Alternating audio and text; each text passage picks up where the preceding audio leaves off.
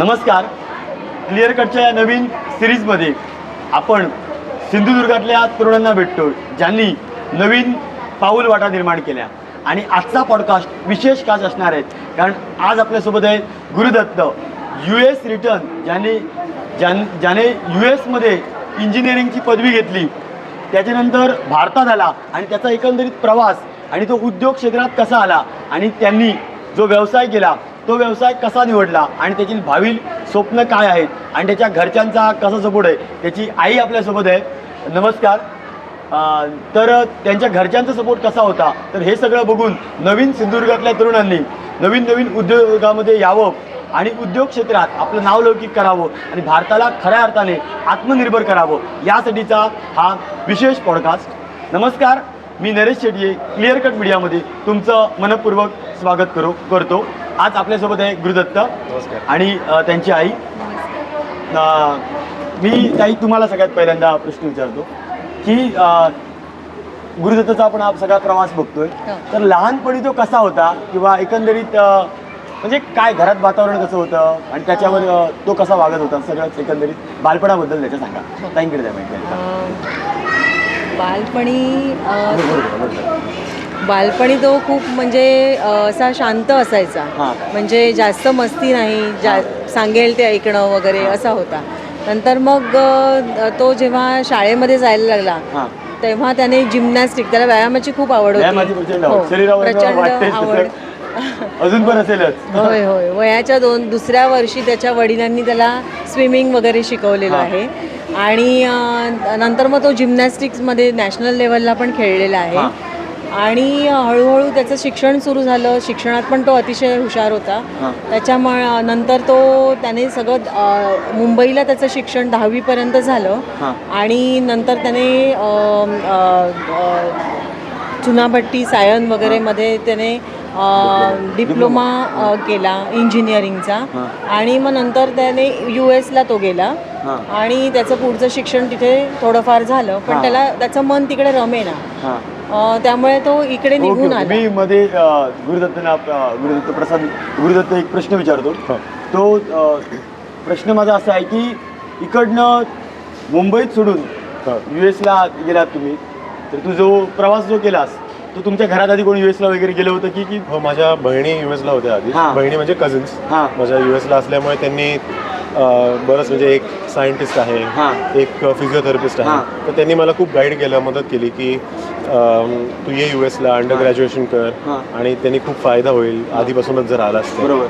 तिकडे जायची उत्सुकता खूप होती. तिकडे गेलो, तिकडचं अभ्यास, शिकवण्याची पद्धत आणि तिकडच्या सुखसोयी, तिकडची शिक्षणाची पद्धत आपल्या विद्यार्थ्यांना शिकवतो. मी एक शिक्षक आहे म्हणून हा प्रश्न विचारतो. माझे विद्यार्थी देखील हा पॉडकास्ट बघत असतात.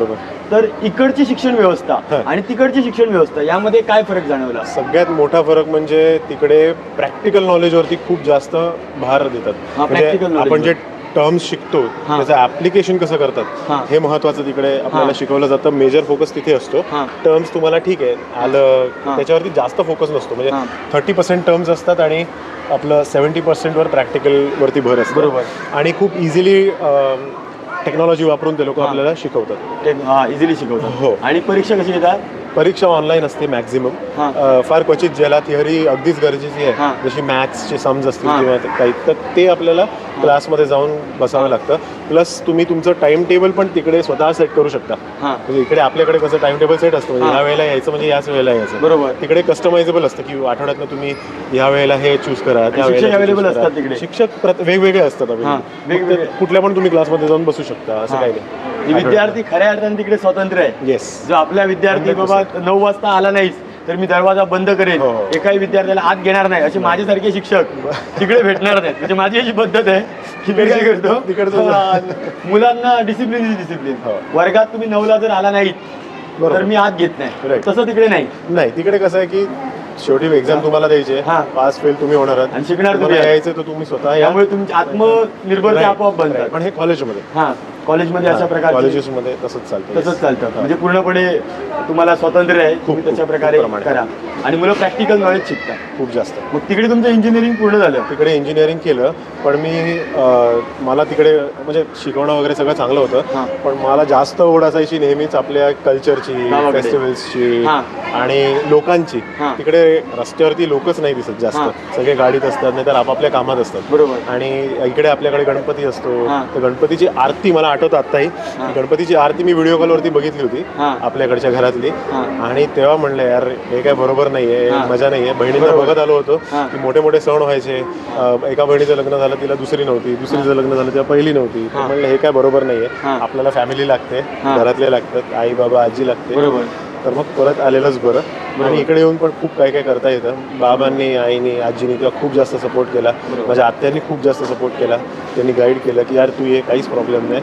माझ्या बहिणींनी, त्यांच्या मिस्टरांनी, माझ्या ब्रदर इन लॉनी, त्यांनी पण गाईड केलं की तू परत जातोयस तर परत जाताना तू हे सगळं करू शकतोस, तुला काय जास्त आवड आहे, कुठे तुला लिनिंग आहेस. तर म्हणलं मला ॲक्टिंग, आणि मी लहानपणापासून करत आलो षण्मुखानंद हॉलमध्ये वगैरे शाळेचे ॲन्युअल डेज, तर ते मला खूप आवड होती. तर ते म्हणाले ॲक्टिंग इज व्हेरी, म्हणजे जमलं तर जमलं, क्लिक झालं, बरोबर. नाही झालं तर जरा एक बॅकअप म्हणून तू एक मास मीडिया कर, दॅट इज व्हेरी क्लोज, बरोबर, म्हणजे खूप जवळ आहे ते. मग तिथलं इंजिनिअरिंग तुम्ही इंजिनिअरिंग म्हणून इकडे आला. मग मी ते हे केलं, आणि इकडे भाषणाची वगैरे आवड होती, बोलायची आवड होती, ॲक्टिंगची आवड होती, डान्सची आवड होती. मग म्हटलं मास मीडिया करूया, म्हणजे एक सेफ इन्क्लिनेशन आहे तिथे बरोबर जायला. सो खालसामध्ये ॲडमिशन घेतली, मास मीडिया केलं 3 वर्ष, आणि 2017 ते 2020 मध्ये कोविड आला, आणि फायनल एक्झाम माझी होती ती पोस्टपोन झाली. सो कोविडमध्ये त्या छोट्या फ्लॅटमध्ये मुंबईमध्ये राहताना एक जाणवलं की यार खूप आपण अडकलोय, बरोबर. म्हणजे मी आणि आजी तिकडे राहत होतो, बाहेर पडलं पाहिजे. आई आणि बाबा इकडे ऑलरेडी आले होते, बरोबर. आणि बाबांनी एक बिझनेस स्टार्ट केला होता इकडे MIDC मध्ये, बरोबर. आणि मी बाबांना बघायचो, आईला बघायचो, वाडीत फिरतायत, आपल्या बागेत फिरतायत, छान जगतायत, आणि आम्ही लहानपणापासून यायचो, बरोबर. तर म्हणलं यार आपण शिफ्ट होऊया, बरोबर, गावी. मग आजी आणि मी आलो गावी. फायनल एक्झाम दिली इकडेच, ऑनलाईन घेतले तेव्हा कोविडमध्ये एक्झाम्स, आणि BMM झालो पास. आणि मग म्हणलं आपण शिकलोय, आपण इंजिनिअरिंग पण शिकलोय, आपण मास मीडिया पण शिकलोय, मग आपण स्वतःचा बिझनेसमध्ये ते वापरू, दुसरीकडे कुठेतरी जॉब करण्यापेक्षा. तुम्हाला बोलायला येत होतं. हो, बिझनेस खूप मोठी गोष्ट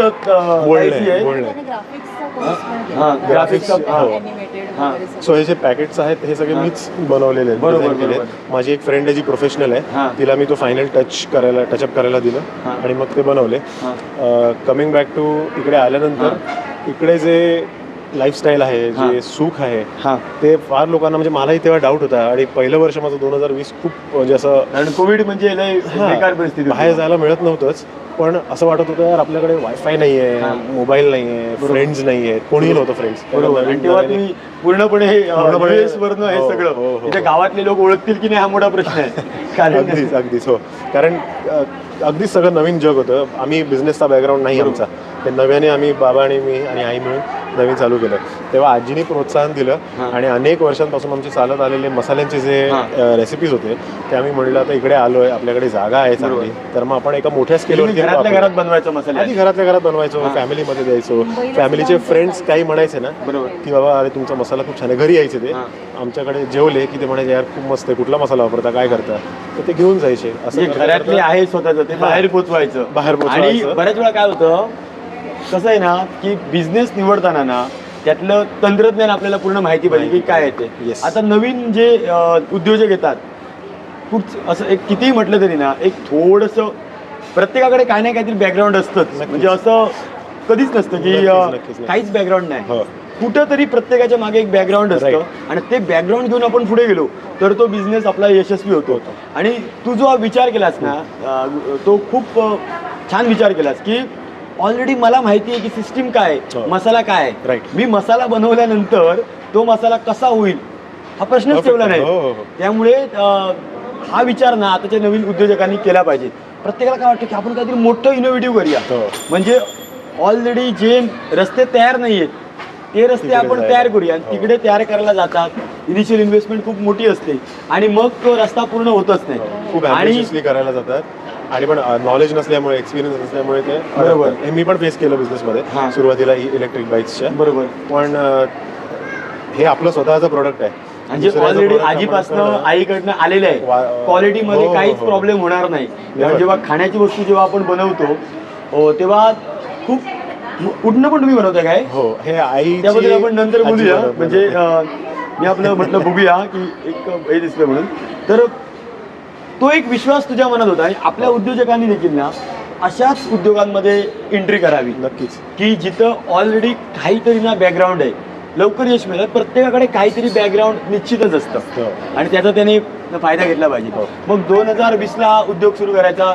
2021ला 2020ला जेव्हा इथे आलो तेव्हा एक्झाम दिली फायनल माझी मास मीडियाची आणि मग म्हणलं काय करूया. तर आम्ही आधी ई बाईक्स मध्ये उतरलो. बरोबर. ई बाईक्स इकडे कोणीही आणलं नव्हतं. ते खूप ई बाईक्स मध्ये इलेक्ट्रिक बाईक्स म्हणजे खऱ्या अर्थाने जो उद्योजक आपण मला पण माहित नव्हतं. कारण कसं बऱ्याच वेळा आपल्याला माहित नसतं. पॉडकास्टच्या माध्यमातून ना या गोष्टी समजतात. मला माहिती आहे की गुरुस्थान मसाले एक सिंधुदुर्गातलं चांगला ब्रँड आहे, ज्यांची आपण प्रोप्रायटरची आपण बाबा मुलाखत घेऊया. गुरु आपला आहे जो मुलाखत, ज्याची आपण खूप छान मुलाखत होईल. पण मला हे माहित नव्हतं की ई बाईक मध्ये मला ते व्यवस्थित ब्रॉडली ऐकायला आवडेल आणि सगळ्यांना आपल्याला 2020 मध्ये जेव्हा मी इकडे आलो जून मध्ये, तेव्हा आम्ही इलेक्ट्रिक मध्ये माझी फायनल एक्झाम ऑक्टोबरमध्ये झाली 2020ला. त्यानंतर आम्ही विचार केला की आता बिझनेस आपल्याला स्टार्ट करायचा आहे, तर मग काय करू शकतो, काय वेगळं करू. बरोबर. तर मग जो म्हणजे मी जे मगाशी आत्ताच बोललो ते कुठेही चुकीचं नाही. एक्झॅक्टली 100%. प्रत्येकाला वाटतं की काय असं काहीतरी मी सुरू करेन ना जो रस्ताच अस्तित्वात नाही. नक्कीच 100%. तेव्हा लॅक ऑफ नॉलेज म्हणजे बिझनेस बद्दल, कारण आम्ही नवीन होतो. हा काय बॅकग्राऊंड आमचा बिझनेसचा नाही. बरोबर. तर म्हणलं आपण इलेक्ट्रिक बाईक्स करूया, नवीन काहीतरी करूया. सिंधुदुर्गात कुठेच एकदम भारी, काहीच माहिती नाही कोणाला. नवीन काहीतरी आपण चालू करूया आणि होईल, इझिली होईल. म्हणजे आपण आपण स्वतः इंजिनियर आहोत, अझम्पन्स असतात, इंजिनियर आहे, नॉलेज आहे. तर म्हणलं असं करूया. पण it was a big mistake. खूप इन्व्हेस्ट केलं. मिस्टेक म्हणण्यापेक्षा मी पॉझिटिव्हली घ्यायचं म्हणलं तर मग एक्सपिरियन्स नाही. पण यामध्ये ना कसं होतं माहिती आहे ना, मी नेहमी माझ्या विद्यार्थ्यांना सांगतो, शिक्षक असल्यामुळे तुम्ही प्रॉपर शिका. कारण तुम्ही एखादा कोर्स शिकला आणि तुम्ही नोकरीला लागला नाहीत ना, लोक काय म्हणतात, तो बघा आमचं डिग्री केल्या ना, काय फायदा झालो. त्यापेक्षा तू शिकाक नको, तू काहीतरी असा कर. म्हणजे तुम्ही इथं आलात, आई वडिलांनी बाबा आपला गुरु आलाय, आपण सपोर्ट करूया, तुम्हाला सपोर्ट केला, पैसे दिले आणि तुम्ही खूप हेवी इन्व्हेस्टमेंट केली आणि तुम्ही फेल्युअर झाल्यानंतर ना, एक लक्षात घ्या, पहिली संधी इझिली दिली जाते. आपला मुलगा आलाय, आपण संधी देऊया. पण जर ती संधी चुकली तर तुम्ही म्हणताय की एक्सपिरियन्स नसतो. हा एक एंडिंग कॉल असतो की बाबा बस तू काहीतरी नोकरी कर. उगाच ना आपल्या घरात आधी कोणी धंदा केलेला नाहीये आणि तू धंदा करायला जातो आणि आपण घाबरतो आणि रिस्क घ्यायला बघत. आणि जे लोक असतात आजूबाजूचे ते पण असतात, काही माझ्यासारखे असतील ते पण सांगतात निगेटिव्ह, अरे बाबा उगाच कशाला नको ते, जरा व्यवस्थित सांग. म्हणजे तो प्रवास सांग की तू पूर्ण फेल्युअरचा प्रवास. हे पण तसंच माहिती ना, म्हणजे लोकांना शिकायला मिळतं तुम्हाला कसं काय. फेल्युअर आहे ना, हा सगळ्यात मोठा गुरु आहे. म्हणजे तुम्ही यशस्वी माणसांकडनं शिकण्यापेक्षा ना अयशस्वी माणसांकडनं निश्चित सांगाल. तसंच तर यशस्वी माणसं जी होतात ना, तो बऱ्याच वेळा नशिबाचा कॉल असतो. उदाहरणार्थ मी पण आता एक प्राध्यापक आहे मुंबई विद्यापीठात. आता कसं असतं माहिती आहे ना, बरेच जो लोक या टीचिंग क्षेत्रात येतात आणि अपयशी होतात. मला बाय लक, माझ्या दत्त महाराजांची कृपा, मी नेहमी दत्त मंदिरमध्ये माणगावला 1.5 वर्ष महाप्रसाद घेतला आणि महाराजांवर माझी अपार श्रद्धा आहे. त्यांनी मला जॉब लावला, माझ्या आई वडिलांची पुण्य आहे. पण जर मी फेल्युअर झालो ना, फेल्युअर एखादा माणूस असेल तो सांगेल की या क्षेत्रात काय प्रॉब्लेम आहे. तसं हा लेसन खूप मोठा असतो. तुमचा मसाल्याचा बिझनेस, एक गुरुस्थान मसाला जर तुम्ही ब्रँड बनवला, आज तुम्ही खूप सक्सेसफुली सांगाल आणि तुम्ही सांगाल की लोकांना पटेल. पण त्याच्या पलीकडे जाऊन तुमचा जो ई बाईकचा बिझनेस, ज्यामध्ये तुम्हाला फेल्युअर आलं, त्याबद्दल ब्रॉडली सांगा. कारण ते ऐकणं आमच्यासाठी खूप इम्पॉर्टंट आहे. नक्की. जसं आम्ही सांगितलं, खूप ॲम्बिशियस होतो, कोणी केलं नाही. मी म्हणजे विचार केला, बाबांचा फुल सपोर्ट होता बाईकला की बाईकचं करूया. कोणीही केलेलं नाहीये, नवीन आहे. आणि मग म्हणलं चालेल करूया. मला इंजिनिअरिंगचं नॉलेज आहे आणि इलेक्ट्रिक बाईक आहेत म्हटल्यानंतर काही प्रॉब्लेम नाही, आपण सगळं केलेलं आहे ते. मग आम्ही एक इलेक्ट्रिक बाईकच्या कंपनीशी हे केलं, कॉन्टॅक्ट केला, त्यांच्याबद्दल सगळं बघितलं. खूप ॲड्स होत होते त्या काळात आणि सगळं केलं, छान केलं. त्यानंतर हेवी इन्व्हेस्टमेंट केली. तरी किती इन्व्हेस्टमेंट झाली होती अंदाजे? 20-25 लाखाची. 20-25 लाख रुपये. म्हणजे हा सिंधुदुर्गातला केशव, माझ्यासोबत केशव आहे समोर. पॉडकास्ट मी घेतोय. बरेच जणांना प्रश्न पडलाय, कमेंट बॉक्समध्ये विचारतात केशव कुठे आहे, तर केशव समोर आहे. केशव बोलला सर तुम्ही एकटे घ्या. तर 20-25 लाख ही अमाऊंट इनिशियल इन्व्हेस्टमेंट होती. इनिशियल इन्व्हेस्टमेंट अजूनही केली गेली.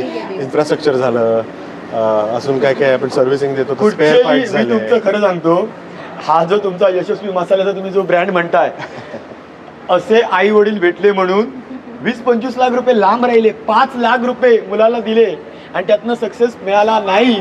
आई वडील त्या मुलाला सिंधुदुर्गात जगायला देत नाही. हो. म्हणजे कोणालाही विचारा, मुलं बिझनेस करायला यामुळे घाबरतात ना की पहिल्यांदा फुल सपोर्ट, हे घे 5 लाख. आणि म्हणजे मी खरं सांगतो, माझ्या मित्रांची पण मी जेव्हा गोष्ट बघतो ना, कधी कधी मी त्यांच्या आई वडिलांना विचारतो पण डायरेक्टली, की हा फेल्युअर व्हावं म्हणून तुम्ही त्याला पैसे दिले होते का? कारण तुम्हाला कायमचं बोलायला भेटलं, तुला पैसे दिले होते, तू काय केलंस? आणि ते 20 ते 25 लाख रुपये गेले आणि त्याच्यानंतरची पुढची इन्व्हेस्टमेंट एकूण म्हणजे काय झालं, का फेल्युअर झालं, सगळंच सांगा आम्हाला. कारण कसं एकतर आम्ही करायचं म्हणलं तर मुळतच बाबा आजी आई हेच म्हणतात की दुसऱ्यांना त्रास झाला पाहिजे नाही बिलकुल. म्हणजे स्वतःलाही करून घ्यायचं नाही, दुसऱ्यांनाही द्यायचं नाही आणि फसवणूक ही तुमच्या घराची सायकोलॉजी पूर्ण व्हॅल्यू सिस्टम आहे. व्हॅल्यू सिस्टम ही आहे की कारण आपण एक खोटं बोलणार दुसरं खोटं बोलणार. मग ते बाबाचं इझी म्हणणं होतं नेहमी की रात्री बेडवरती टेकलं की झोप आली पाहिजे. बरोबर बरोबर. जे सिंधुदुर्गातल्या प्रत्येकाचं आई वडिलांचं मत असतं. बिझनेसला फक्त सिंधुदुर्गातल्या लोकांचा विरोध आहे, बाकी आई वडिलांचं नेहमी हेच म्हणणं असतं की शांतपणे तुला झोप आली पाहिजे, रात्रीची झोप छान लागली की बस, म्हणजे लोकांचं टेन्शन घ्यायचं आणि नाही. सिंधुदुर्गातला माणूस म्हणूनच सुशेगात जगतो. येस, आणि एवढं सुंदर लाईफ आहे सिंधुदुर्गात, इतकं छान आहे. कामं कराल तितकी कमी आहेत. बरोबर, काम आहे, फक्त बिझनेस करायचा नाही. बिझनेस करायचा नाही असं का म्हणतात लोक माहित नाही, कारण बिझनेसला खूप जास्त ऑपॉर्च्युनिटी आहे, खूप छान सगळे हे आहे. सो ते तिकडे फ्रॉड झाला, आम्हाला माहित नव्हतं. आपण इंग्लिशमध्ये तो शब्द नाईव्ह होतो, म्हणजे भोले होतो बिझनेस बोले होते. बरोबर, की आपण सरळ मार्गानेच जायचं. पण बिझनेसमध्ये तसं करून चालत नाही अनफॉर्च्युनेटली. म्हणजे आपण 100% देतो एका गोष्टीला. म्हणजे आपल्याकडे ज्या जत्रा होतात मंदिरांच्या सिंधुदुर्गात नोव्हेंबर-डिसेंबर मध्ये, त्या एक मंदिराच्या जत्रा आम्ही अटेंड केल्या. आमच्या गाड्या घेऊन जायचो, छत्री घ्यायचो, मी आणि माझा मेकॅनिक. आम्ही छत्र्यांमध्ये दिवसभर उन्हात बसायचो आणि गाडींचा सेल करायचो. असं करून आम्ही कॅम्पिंग केलं, सगळीकडे कॅम्पेन केलं आणि तो ब्रँड आज जो नावाजलाय तो आमच्या मेहनतीमुळे आम्ही प्राऊडली 100% सांगू शकतो. तुमचा ब्रँड कुठचा होता तेव्हा? तो ब्रँड आता मी नाव नाही घेत, कारण की मग ते बरोबर काय गोष्टी कसं म्हणजे ते माहिती पडणार काय ते लोकांना. ते बरोबर, कारण का नंतर ही आमच्या नंतर बरेच आले. तेव्हा तुम्ही सेल किती केली? तेव्हा आमची सगळ्यात टॉप सेल होता फॉर, म्हणजे सिंधुदुर्गाला लक्षात घेता आमचा वर्षाला काहीतरी 50 गाड्या आमच्या सेल झाल्या. 50 गाड्या तुम्ही कम्पेअर मी म्हटलं असतं की एकही विकली गेली नसेल त्या काळात. कारण कसं आहे माहितीये ना, आता ही बाईक इझिली विकू, त्या काळात कोणालाही माहित नव्हतं. आणि महत्वाचं म्हणजे ते गाडीचे ऍक्सिडेंट होईल.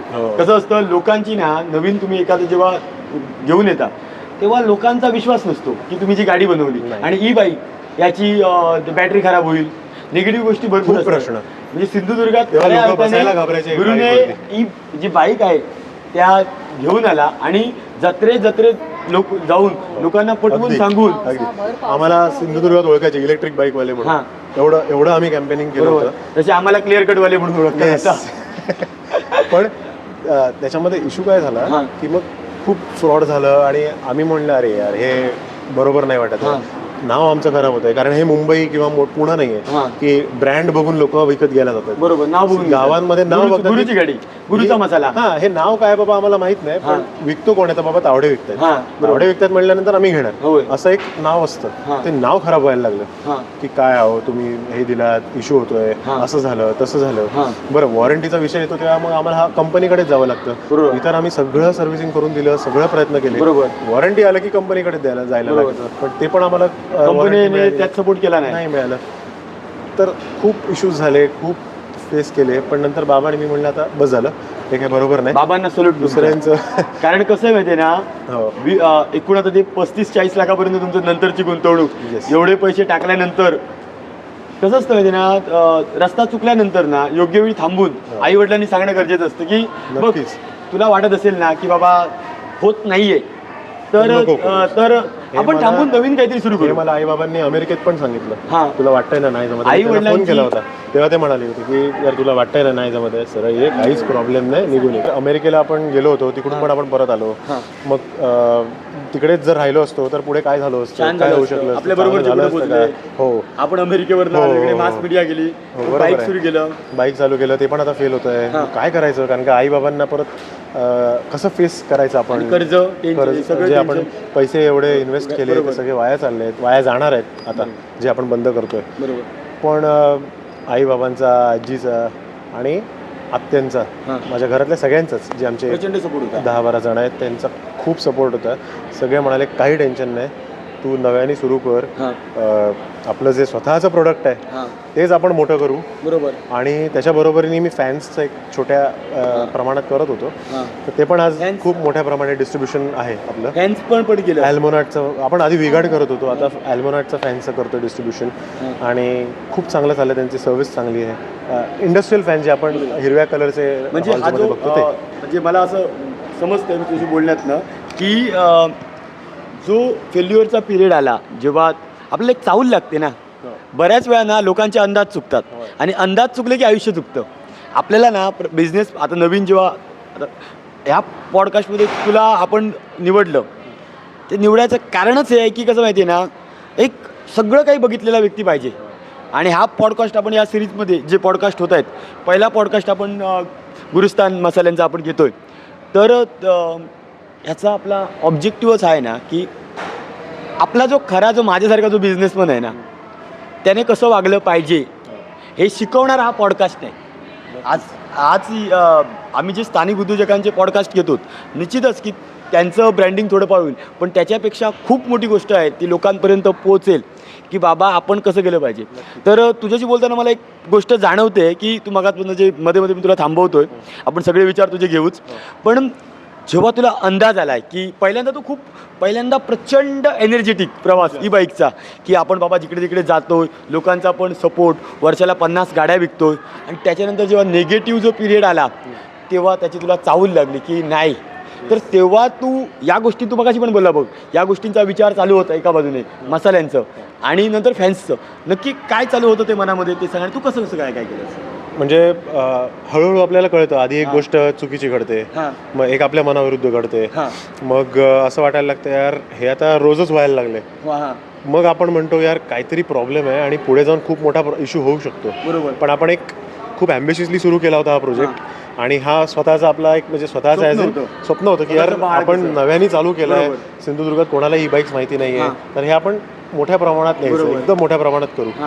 पण तसं काय होत नव्हतं.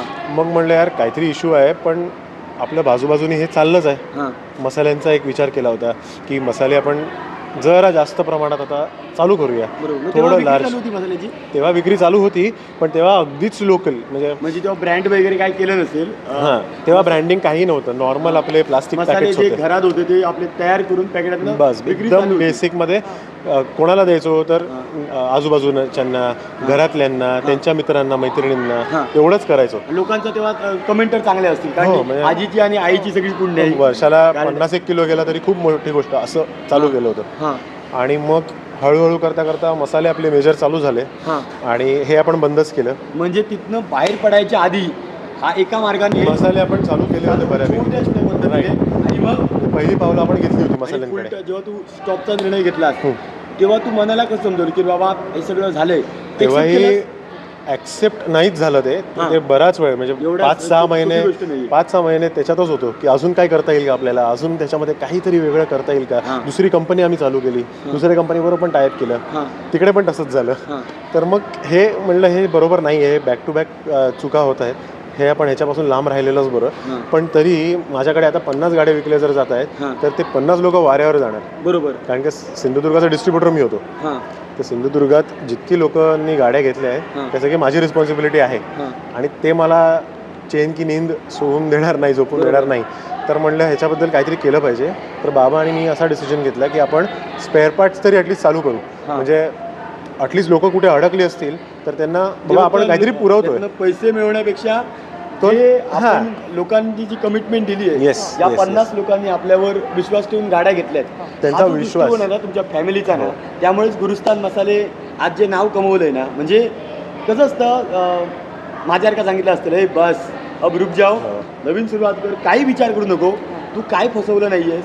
पण ही समजूत बाबांनी तुला घालायला दिली नाही. नाही. तेव्हा मला वाटलं होतं की अरे असं का म्हणतोय, आपण बंद करूया, लोक बघतील म्हणलं, त्यांचं लोक बघतील. आणि कितीतरी लोकांचं झालेलं आहे, लग होतं. आपण एखादी गोष्ट करतो, शेवटी प्रत्येकाचं नशीब आहे. लोकांना प्रॉफिट पण झाला असता, लोकांनी ती गाडी घेऊन फायदा पण झाला असता, आणि शेवटी कधीच फायदा म्हणजे नक्कीच असा झाला. विचार नाही केला हां, की आई बोला तुम्ही. आम्ही असा कधीच विचार नाही केला की गाड्या आम्ही आता विकल्यात, आमचं काम झालं, हां आता आम्ही हात वरती केले चला, असं कधीच आम्ही विचार नाही केला. आम्ही हा विचार केला की त्या बिचाऱ्यांनी स्वतःच्या आयुष्यभर कमवलेले पैसे ह्या ई बाईक्समध्ये घातलेत. तर गुरुनी पण हे सांगितलं की आई मी स्पेअर पार्ट्स आणि सर्व्हिसिंग स्वतः करून देईन, पण ज्या ज्या गाड्या आपण विकल्या त्यांना आपण असं वाऱ्यावर सोडायचं नाही. खूप मोठा ॲटिट्यूड आहे, खूप मोठा व्हॅल्यू. हो हो त्यामुळे बिझनेसमॅनकडे असलीच पाहिजे, हो असं नाहीये. खूप आणि त्याकरता प्रयत्न केले की कंपनीच्या तर्फे म्हणजे कंपनीत जाऊन आम्ही त्या माणसांशी बोललो, त्या मालकांशी बोललो, सगळ्यांशी एक बोललो. वेळ आपले पैसे जातात हे एक दुःख, हो. दुसरं पैसे जातच होते. आणि जातच दुसरं हे होते. दुःख की हो. ते कंपनी सपोर्ट करत नाही. नाही अजिबात त्या दोन्ही कंपन्यांनी आम्हाला कधीच सपोर्ट आणि नाही एवढं केला. असून तुम्ही त्याचं नाव पण घेतलं नाही. हो ही व्हॅल्यू सिस्टीम ही असणं खूप गरजेचं आहे. त्यामुळे मग आम्ही ठरवलं की नाही आता हे बस झालं, आता स्टॉप करूया, कारण आपलं आता हळूहळू आपलं नाव खराब व्हायला सुरुवात होईल आणि आम्ही आमच्या नावाला खूप जपतो. बरोबर. त्यामुळे आम्ही हे हळूहळू सुरुवात केलाच होता साईड बाय साईड. त्यामुळे ह्याच्यातच आम्ही आता पुढे जाण्याचं ठरवलं. तरी एकदा आमच्याकडनं लोकांनी घेतला मसाला कस्टमर राहतात की ते फिक्स्ड राहतात, ते कुठेही जात नाही.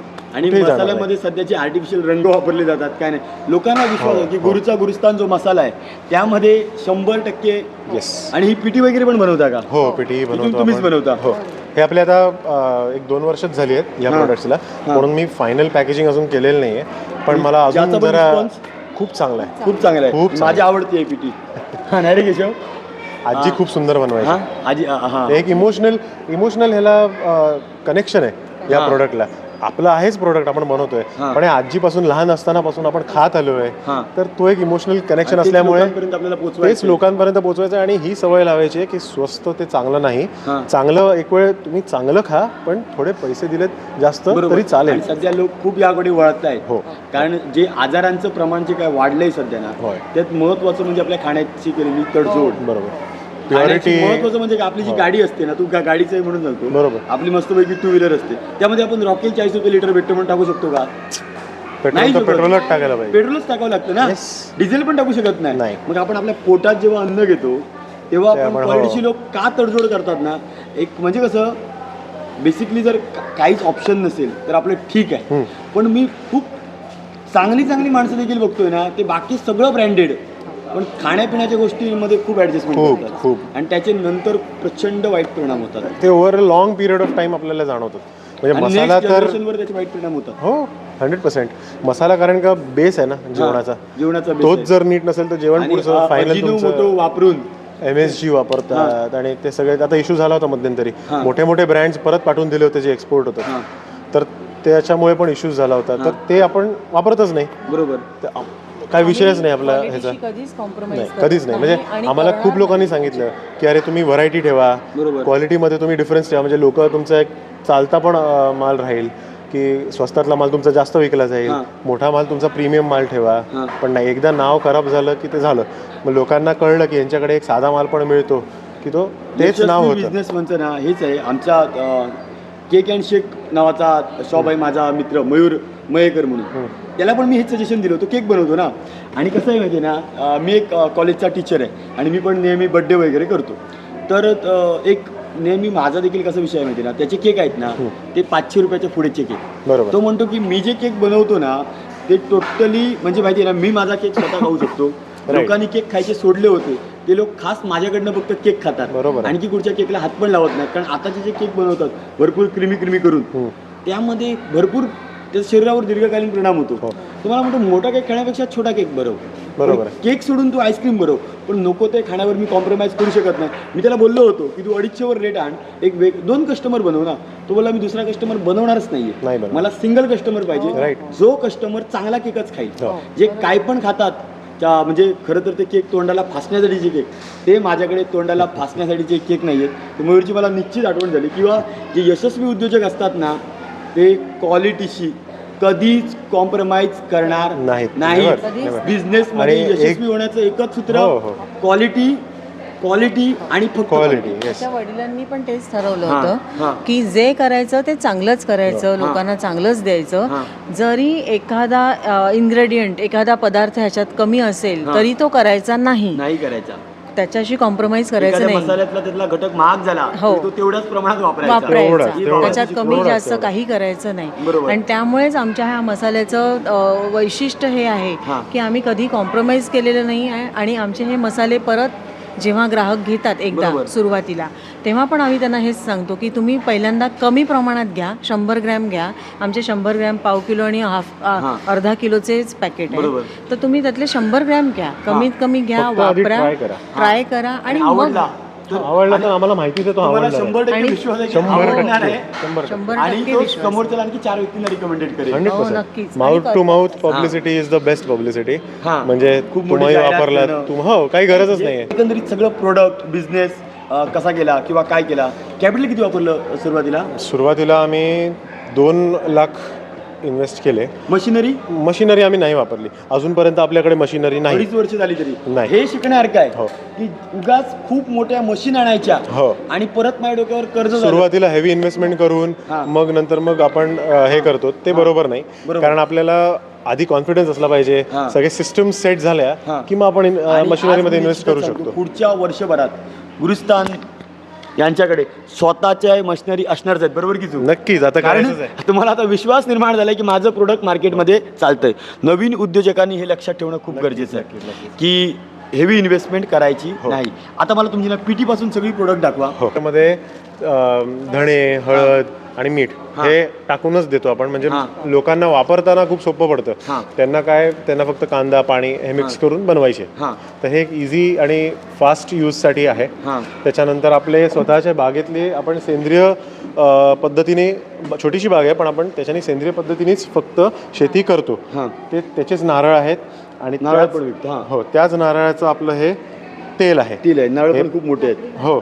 लाकडी घाण्यावरचं. लाकडी गाण्यावरचं तेल आहे. लाकडी घाण्यावरचं आता तेल. हे लाकडी normal गाणे याच्यातलं तुमच्या आहे. घरात आहे की तुम्ही बाहेरून हे बाहेरून हां, लाकडी गाण्यावरच तयार करा. लाकडी घाण्यावरती तयार करतो. ओके. तर हे लाकडी गाणे तेल कुठे दिसत नाहीत आता. 500 रुपये लिटर आहे. हां. म्हणजे 250 मार्केटला रुपये धरूनच आहे. इतकं असं काही हेवी नाहीये, पण ह्याची क्लिअरिंग खूप मेहनत एकदम घेतो असं त्यावर. म्हणजे समोरचा माणूस क्लिअरली दिसेल. ॲब्सोल्युटली.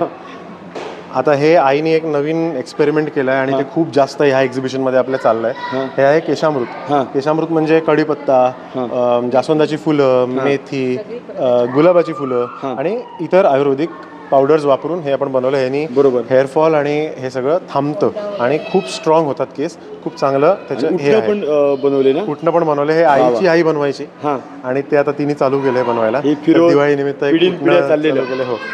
आणि साजूक तुपातले लाडू, हां. बेसन लाडू, हां. मेथी डिंक आणि ड्रायफ्रूट लाडू हां. आणि कोकमो पण आपल्या झाडाची आहेत. सरबत, आगळ, हां. हे 2 नवीन आता प्रोडक्ट आहेत आपले. कांदा लसूण मसाला कोल्हापुरी, हां. पावभाजी मसाला. हां. दिवाळीचे आपण प्रोडक्ट्स म्हणजे फराळ होय. करतो म्हणून पोह्यांचा चिवडा. प्राइस बघा, हा पावभाजी मसाला आहे 100 ग्रॅम फक्त 100 रुपये. जी प्राइस खूप कमी आहे. हो. तुम्ही जे मोठं पॅकेट आहे ना, ते पॅकेट मोठं दिसतं पण त्यात मसाला एवढाच असतो. कारण मी नेहमी खवय्या माणूस आहे, मी सगळं बघतो. तुम्ही प्राइस काय आहे, कुठचा साबण आहे.